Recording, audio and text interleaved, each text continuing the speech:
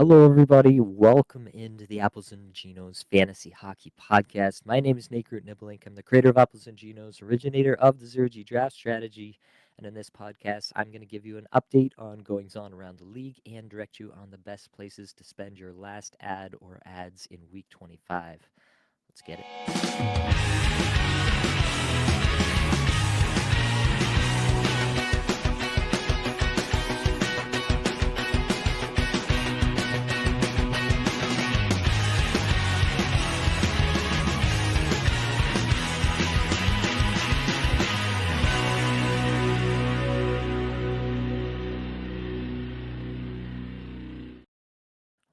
Welcome in, everyone. Closing out the season here for the 2024-25 fantasy season. For those of you still going in week 25, wanted to get one last piece of content out there to talk about the rest of the week. Blake is not here with me today. Unfortunately, this is kind of also crunch time in movie trivia finals. And so Blake is going on to do that.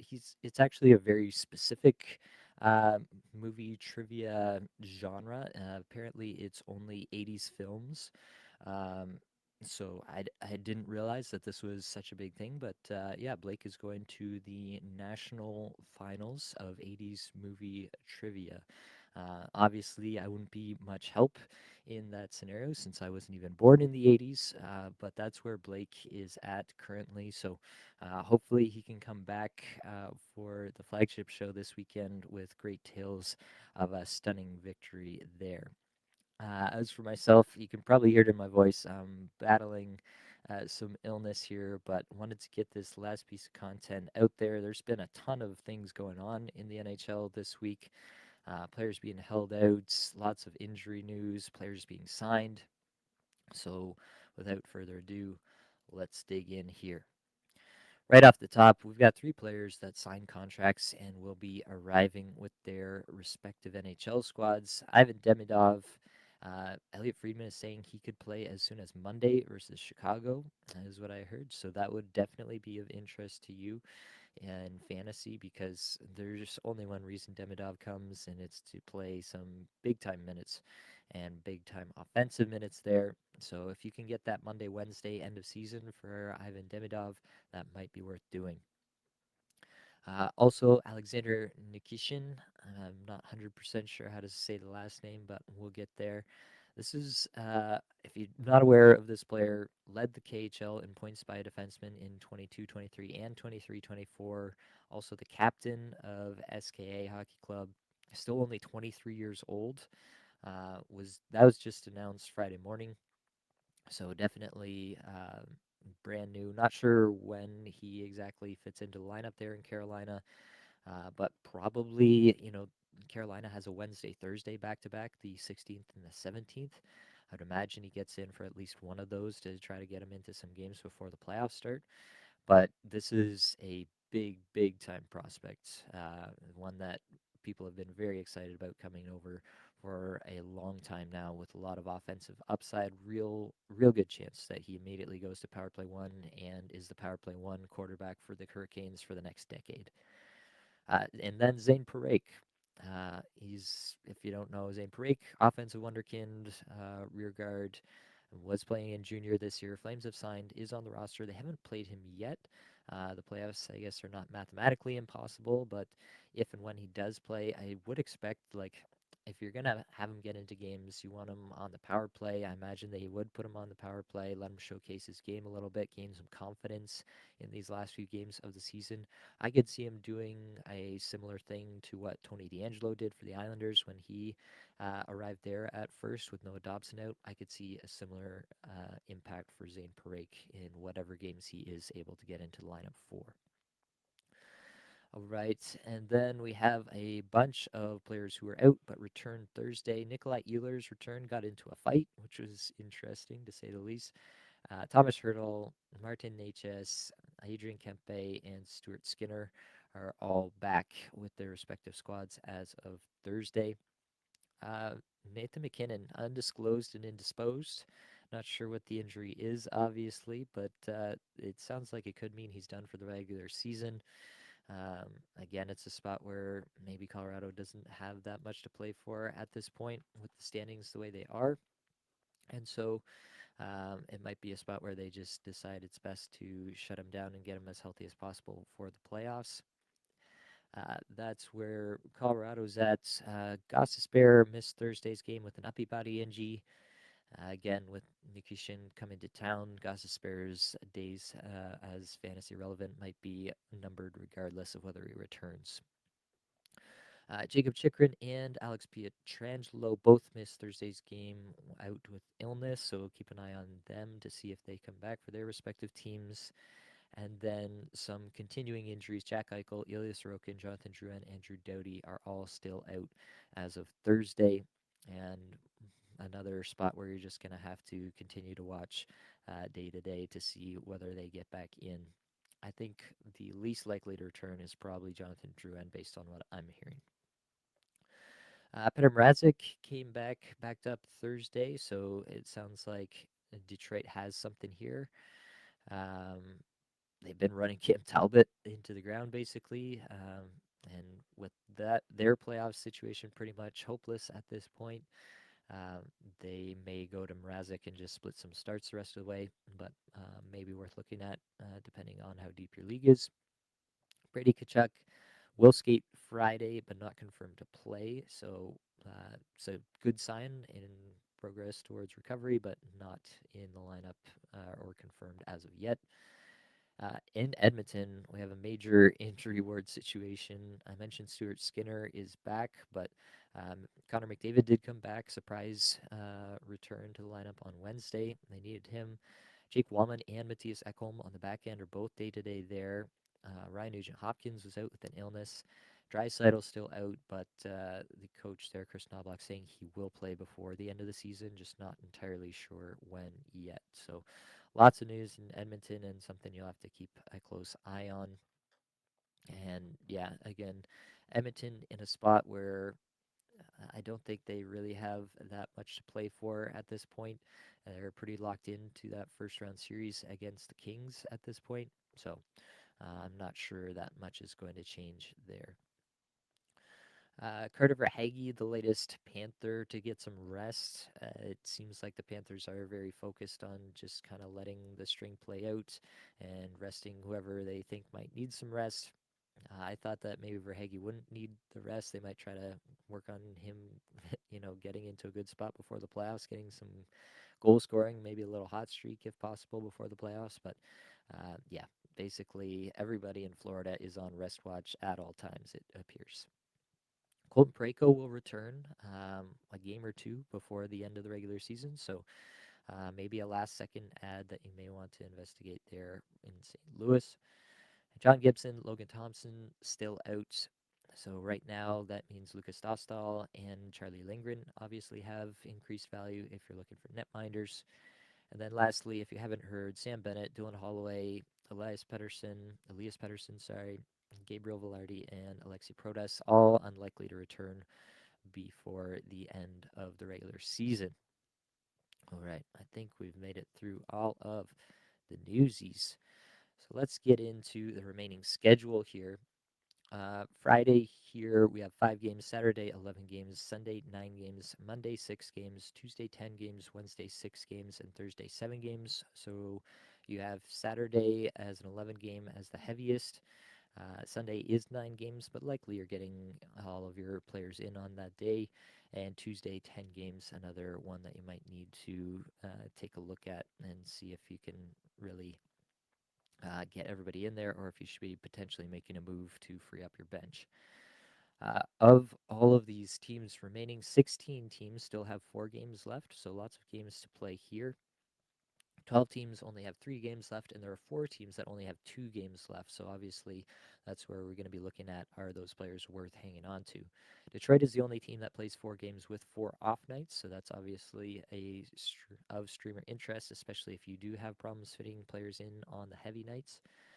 There are a lot of ways to actually get 5 games played out of your streamer spot. If you got a single streamer spot and you've got 2 ads left, There's a lot of ways to get 5 games played out of that. As I mentioned before, Carolina plays on the last 2 days of the regular season, Wednesday, Thursday, 16, 17. So any team with 3 games played before then that fits with your schedule, you can combine them with a Carolina streamer, maybe a Logan Stankoven.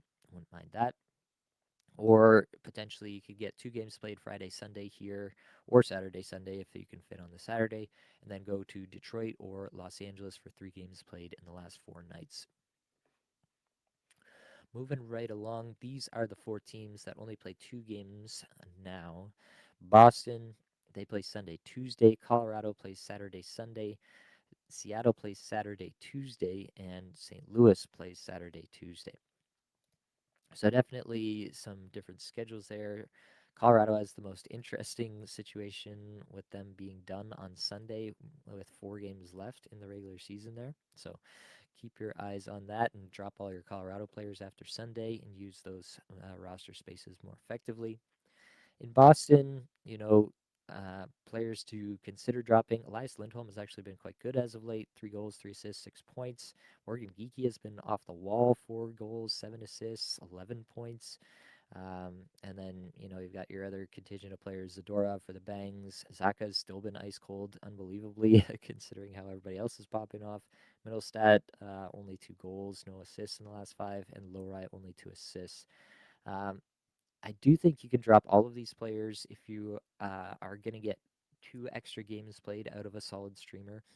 So yeah, it really depends in my mind what you can do there or not. But it is worth investigating. Lindholm for sure. Geeky obviously going to be harder to get rid of, but Sunday, Tuesday for Boston, you're potentially missing a lot of games in and around those potential days that you could get streamers in, especially if you have a couple ads and you can get 5 games played out of that spot. Um, just the odds that Gigi continues to pop off at this level for the rest of the season are not that good. He has to this date, but that's the underlying numbers are just okay. They're not terrific. So yeah, that's where I'm at with Boston there. I will check to see the opponents here. So Boston plays Pittsburgh on Sunday, and then they come back against the Devils on Tuesday. Neither opponent has a lot to play for, so uh, from that perspective, it's not that bad of a situation for Geeky, but I can't say I'm excited, especially if I can get 4 games played out of someone I view as a similar talent. Over in Colorado, yeah, as I mentioned, basically everybody you can think about dropping as soon as they're not going to fit in your lineup anymore. Saturday, Sunday, back to back, both are technically heavy nights, so if they're not fitting in, then you may as well drop them already and get to work streaming. Devin Taves, even with 5 points in his last 5, not going to think twice. Nelson, Nichushkin, Lehkonen, not going to think twice about dropping any of them. In Seattle, Jared McCann is the guy that you might be wanting to hang on to for his 4 goals and 4 assists for 8 points in the last 5 games. I would like to hang on to Jared McCann in most situations. This is not one of them. Plays Saturday heavy and Tuesday heavy. It's just not a spot to hang on to anyone from Seattle. Even Brandon Montour, he's gone cold, just 1 goal in his last 5. Vince Dunn, 3 assists in his last 5. I would be happy to get rid of both of those players if there are better options that I can fit into my lineup. This might be a spot dropping Montour or Dunn where if you can, you get a bunch of off nights from a forward and they actually fit into your lineup. And you can go down to potentially 3 defensemen in a 4 defenseman league or something like that, and it not actually affect your bench. So check out all options around that. This might be a way to kind of game the system for a few extra games played from a forward. And in St. Louis, everybody's on the table here. Kyrou, Thomas, Buchnevich, obviously with the season coming to a close here. Shout out Cam Fowler as well for his 6 points in the last 5 games. St. Louis goes Saturday, Tuesday, the same as Seattle. And again, I'm probably hanging on to them like Thomas and Kyrou, maybe Buchnevich. You're probably trying to fit into your lineup even on a heavy Saturday, even if you have to bench somebody else. Those are guys who are performing right now, and you might actually want to fit in regardless. So maybe getting them in there, but then if you can transition into an LA or Detroit streamer that you're actually kind of interested in, then getting 3 games played out of that player versus 1 out of Kyrou, Thomas, or Buchnevich, you still have to entertain that possibility. Everybody below those players, I would definitely feel fine about getting rid of right away. There are 12 teams, as I mentioned before, with 3 games played. So realistically, you're just going to have to see who's fitting into your lineup from those teams, how many games played. Are you actually getting out of everybody left in your lineup? That's what I'd be looking at. And if it's not good enough, then I would feel pretty confident in kicking them to the curb and going into some of the players with better schedules or opening up that streamer spot. All right, potential ads. As I mentioned, Detroit, the only team 4 games played, 4 off nights. Marco Casper is going to be your primary look there. The underlying numbers are not that great. The deployment has decreased 16.5 minutes average time on ice, 2 points in the last 5 games. It's not a great look, but he's still the best there, especially if you get good bangers weight. He does hit a lot, so that is obviously of interest there. Edvinsson, Tarasenko. Neither of these guys are super exciting, but you can take a flyer if you desperately need those off nights. And then 3 teams play, 4 games played, 3 off nights. So Edmonton, Montreal, and St. Louis, or San Jose rather, are those 3 teams. So definitely there are some options. After that, it's going to get pretty muddy pretty quickly. It's really just about, can I fit them in on, say, the Sunday with the 9 games played? Can I fit them in on the Tuesday with the 10 games played? And it's going to be a lot more of a case by case basis. But I will go through the top players interested in from these 3 teams. In Edmonton, you have Jeff Skinner, Victor Arvidsson, Vasily Podkolzin. Arvidsson's numbers have crept up. He's got 3 goals in the last 5, 17 minutes average time on ice, 23rd in shots per 60 in the last 5 games. So I'm liking Arvidsson a fair bit there. As Skinner did get a look on the McDavid line in the last game, for whatever that's worth. He's down at 14.5 minutes average time on ice, though, and the underlyings are not that great, so hard to get excited there. Podkolzin, 35th in individual scoring chances, 4 per 60, but 260th in shots per 60, so that's a little bit odd in that respect. Over 16 minutes average time on ice, which is pretty good for him, and obviously Podkolzin is a big time hitter as well. Podkolzin versus Casper is a similar comparison that I would make for this upcoming week if you're getting all 4 games from each player. In Montreal, realistically, Patrick Laine, you can still continue to look at. He's gone cold, 1 goal in his last 5, 13.5 minutes average time on ice. It's not exciting, but you're basically just hoping for some power play production there.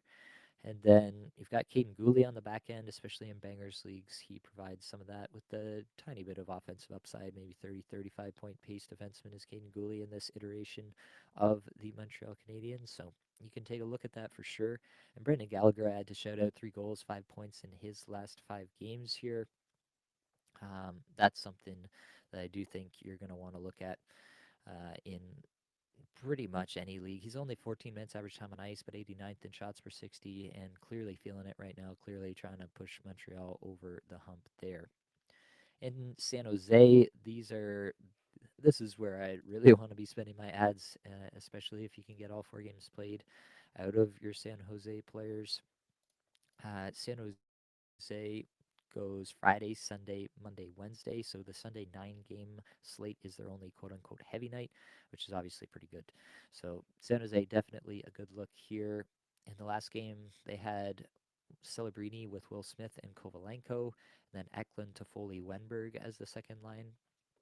So that could kind of spread out the scoring a little bit, but I think that elevates Will Smith to the top spot for me in terms of stream ability. He's got 4 goals, 7 points in his last 5, almost 21 minutes a night. Underlying numbers are solid. He's not like a big time shot producer, but 113th shots per 60, 114th individual scoring chances, 4 per 60.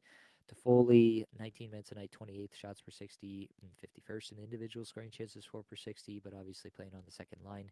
Eklund, 20 minutes a night, only 2 assists in his last 5, but 74th in shots per 60. And then on the back end, Ferraro for the Bangs also has 3 assists in his last 5. Liljegren playing the most out of any Sharks defenseman right now, 25.5 minutes average time on ice, 3 assists in his last 5 as well, and getting some of that prime deployment basically. So that's a spot where you might want to look as well. Liljegren is also providing decent bangs as well. So definitely a lot of options in San Jose. I think I would go Smith, then Toffoli, then Eklund right now. And then really on the back end, it's just, are you looking at Ferraro? Are you looking at Liljegren kind of depends on how badly you need the bangs versus maybe a little bit more offensive upside with Liljegren. So that's about where we're at there. Talk briefly about the Patreon. Realistically, I just want to mention Monday nights. I think it's going to be at 8:30. I'm gonna go live in the Discord server, not on YouTube. And for supporter tier and above, I'll be doing a live show. I'll be doing a lot of interesting stuff there. Yeah, I just think it'll be very interesting. If you're very interested in what we do here at Apples and Genos, then you'll be interested in these. I'll be talking about the biggest storylines of the 24-25 fantasy season. I'll be talking about some team situations that are primed to change that we should be watching this offseason. I'll be talking about some players that could take the next step and some players that I think will be very undervalued in next year's draft. So if that interests you, $2 a month, get into the supporter tier and join me live Monday, 8:30 p.m. EST. Moving along, so if I'm going to rank these ads just to kind of give you an idea of where I stand, even with only the 3 off nights versus the 4 off nights from a guy like Casper, I am going to go with the San Jose players ahead here. So, as I mentioned, Will Smith is my top one as of right now, playing on top line, top power play, and doing very well at the moment. So, Will Smith, Tyler Toffoli, William Eklund. Then I think I would actually go Victor Arvidsson over Casper as well. And below that, I would go Brendan Gallagher and Vasily Podkolzin as players who will give you lots of off nights and fit your situation. Casper and Podkolzin obviously providing some hits as well. Gallagher will do a little bit of that as well. So those are the players that I'm most interested in as rest of season streams based on their schedule at the moment. All right, and the gold corner, basically just talking through any 0G options that are still available in a lot of leagues. Karel Vejmelka, 46% rostered. If he is still out there, he's going to start everything for Utah. Lucas Dostal with Gibson still out. I wonder if they just shut Gibson down and let Dostal play out the season, so that could be a good spot for him. Cam Talbot, mentioned Peter Mrazek is back, so probably they split some starts here, but Detroit does have 4 starts here, probably getting at least 2 out of Talbot rest of the way. Tristan Jarry, Elvis Merzlikins, Charlie Lindgren. Yeah, kind of pick your poison a little bit with these players. I would definitely go Lindgren over Jari and Merzlikins. Merzlikins was out with injury, as I mentioned, undisclosed. So there's a chance he might even get shut down. And that leads me to Jet Greaves, who had a nice showing there on Thursday. So you might want to check that out and see if that's a better spot. Uh, Jake Reeves only 1% rostered and could be in an okay spot to provide some value. So take a look at that. Uh, Speaking of under rostered goaltenders, James Reimer, 8% rostered. He's been lights out. It's been actually an unbelievable run for James Reimer as of late. I will note that he does play Florida, Tampa Bay, and Toronto in the next 3 games. That is a bit of a murderer's row. Um, Maybe not if the teams kind of slow down as they look towards the playoffs here, as the playoff picture gets a little bit more settled. Maybe it's not as bad as we think, but either way, um, I would be recommending James Reimer a little bit more if it wasn't for that schedule. Then you've obviously still got Spencer Knight out in Chicago, getting some starts there and doing as much as he can, basically. Also, just want to mention there could be more works for backups on teams that don't need anything from their playoff picture. Jake Allen in New Jersey, for example, if they want to rest Markstrom a little bit more, that could be a spot. Definitely some more things to look at there. If you made it this far in the episode, click the link in the description, join the Discord community, like, rate, review, subscribe, comment, whatever you can do would definitely help us out here. But I think that's going to be all that I've got for this episode. So hopefully it brought you a little bit of value for the last bit of the fantasy season and helped you get a little bit better at fantasy hockey today. All the advanced stats you heard today came from Natural Stat Trick, a terrific free resource. Many thanks to the band there for supplying music for the podcast. Be sure to check out their Spotify as well. That's it, folks.